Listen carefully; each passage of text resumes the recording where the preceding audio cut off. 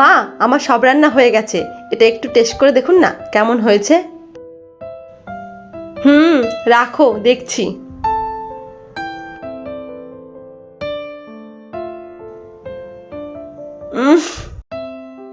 তরকারিতে নুনে পোড়া। মা তো কিছু বললো না। সরি মা, আমার ঘুম থেকে উঠতে একটু দেরি হয়ে গেল। ঠিক আছে, তুমি বাকি কাজগুলো সেরে ফেলো। মা, রাস্তা খুব জ্যাম ছিল, তাই ফিরতে একটু দেরি হয়ে গেল। ঠিক আছে, পরের বার একটু তাড়াতাড়ি বেরোবে, তাহলে তাড়াতাড়ি ফিরতে পারবে।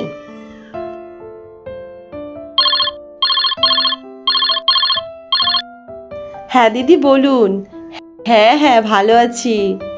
না না, আপনার মেয়ে ভারী লক্ষ্মী মেয়ে। হ্যাঁ হ্যাঁ, সকাল সকাল ঘুম থেকে উঠে যায়, বাড়ির সমস্ত কাজ করে ফেলে। হ্যাঁ হ্যাঁ, রান্নাটাও শিখছে হাতে হাতে আমার সঙ্গে। না না, আমার খুব যত্ন করে।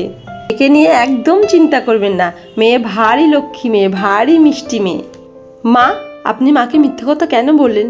আমি তো তেমন কিছুই পারি না ভালো করে কাজ করতে। দেখো বৌমা, তুমি এখন এই বাড়ির বউ, তুমি কি পারবে না পারবে সে কথা তো তোমার মায়ের জানার দরকার নেই। তুমি তো নতুন, তোমার তো একটু অ্যাডজাস্ট হতে সময় লাগবে। বলো, ঘরের কথা পরকে কেন বলতে যাব? আর যারা বউয়ের নিন্দা করে বেড়ায় তাদের সাথে তাদের বউয়ের সম্পর্কও ভালো থাকে না।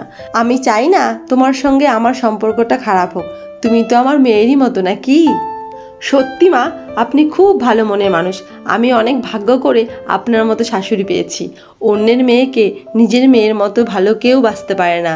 আপনার মতো শাশুড়ি যেন সবার ঘরে ঘরে হয়। কেন করব পার্থক্য? আমি আমার মেয়ে আর তোমার মধ্যে কোনো দিনও পার্থক্য করব না। ও যেমন আমার নিজের মেয়ে, তুমিও আমার আরেকটি মেয়ে।